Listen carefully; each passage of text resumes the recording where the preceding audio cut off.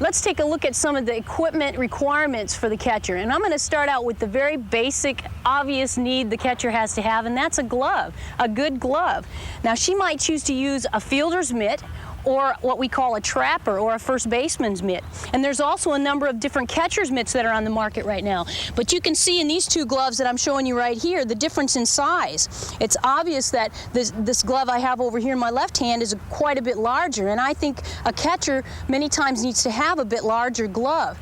The idea here is she's got a larger pocket. She's going to be able to catch balls that are further away from her, and she's hopefully going to be able to snag some bad pitches. So the idea with the larger glove is to get after some balls she might not be able to reach with this little mitt. Although you have to remember that this mitt might be way too big for some people, and an uncomfortable glove is going to just get in the way. Balls are going to hit the sides and pop out. There's going to be problems with a glove if it gets too large. The catcher has to be able to handle it properly.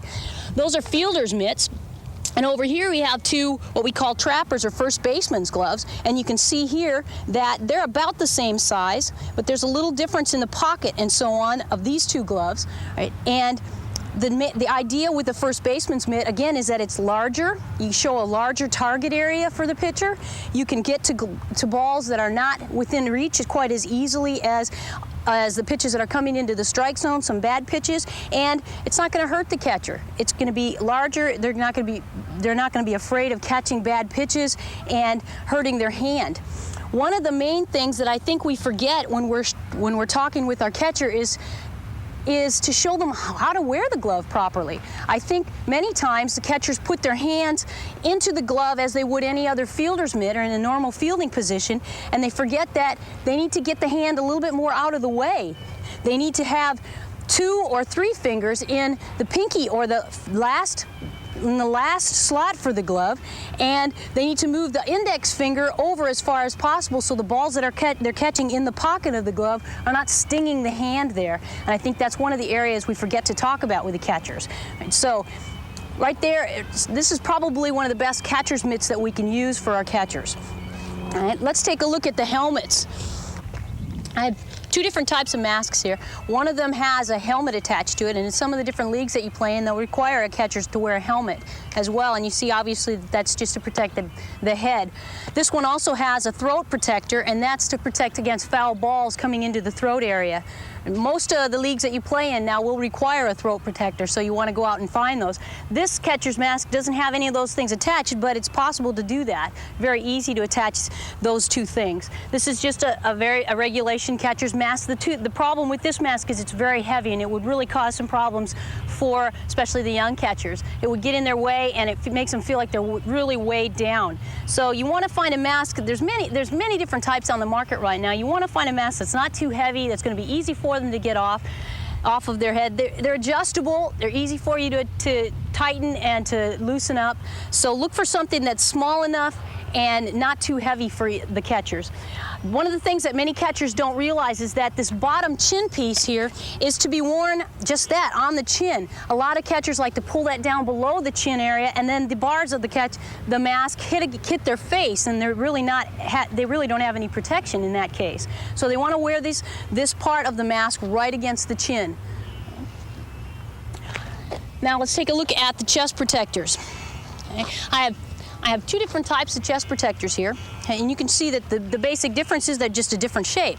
Okay. The chest protector is just that, it's to protect the chest area, and they should be worn up tight up against the neck or the chin area so that they're protecting as much of the upper body as possible.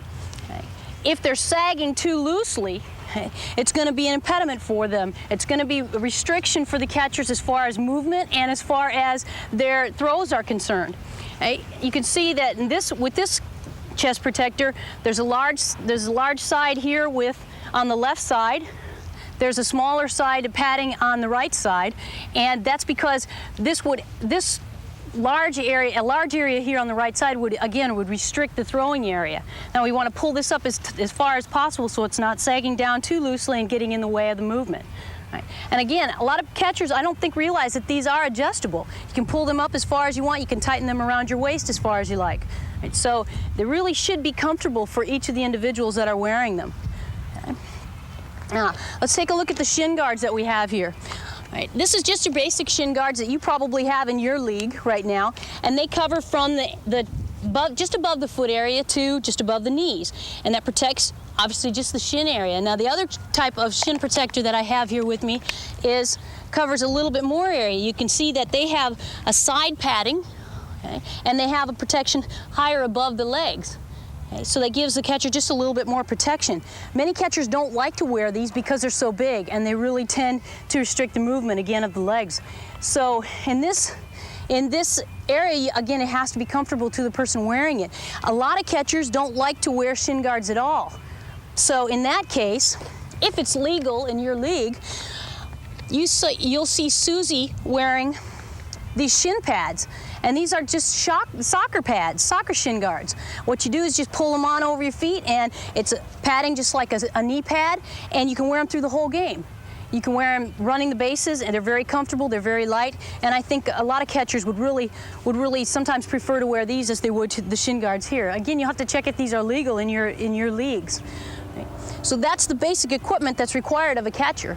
Okay. Once again, the main points are that it has to be comfortable to the individual, it has to fit properly, and this is most oftentimes the biggest problem, is that we don't have equipment that fits properly, or we leave the fit where it is, we don't adjust it to the individual, and so it becomes a problem when we're trying to move around. And anytime we have movement problems, we're going to really hurt the physical abilities of the catcher.